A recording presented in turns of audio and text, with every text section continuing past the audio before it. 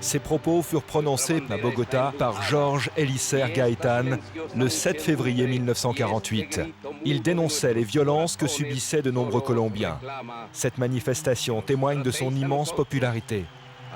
Cet homme avait choisi comme signe de ralliement à la carga, à la charge, une révolte qui gênait. 61 jours plus tard, il sera assassiné.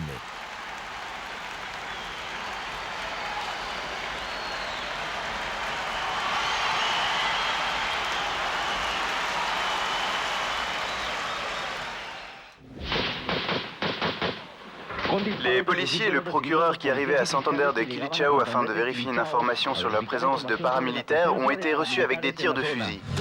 Police, ouvrez! On peut se demander s'il s'agit d'un conflit entre guérilla et paramilitaires pour le contrôle du territoire. La nouvelle pour le pays est que le moment de la démobilisation des guérillas est arrivé. Il n'y a pas d'autre solution.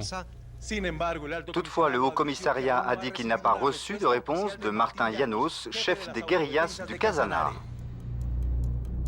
Est-ce un nouveau processus de paix officiel condamné à l'échec? Les services de renseignement et l'armée ont démantelé 4 laboratoires de cocaïne qui appartenaient aux FARC au cours d'une opération dans la commune de Balboa au sud du Cauca. La guérilla a harcelé les agents et un soldat a été blessé. S'agit-il d'une guerre de la drogue? La guerre se dégrade et devient de plus en plus sanglante. C'est la population civile qui en subit les contre-coups. Massacres, enlèvements, extorsions de fonds, ainsi que le déplacement forcé de milliers de paysans.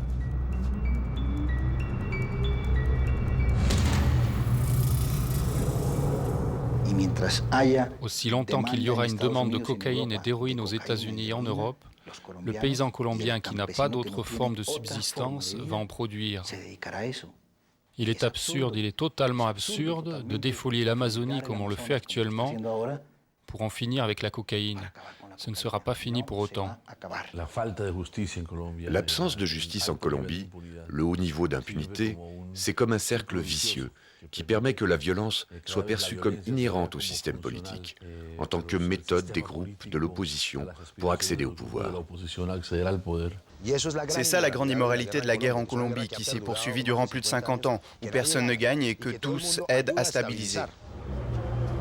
Pour mieux comprendre les origines de cette violence et de sa pérennité, il est utile de se pencher sur la vie de Jorge Eliezer Gaitán, le leader de l'opposition assassiné le 9 avril 1948 en plein centre de Bogota. Sa mort a marqué un tournant dans l'histoire politique de la Colombie.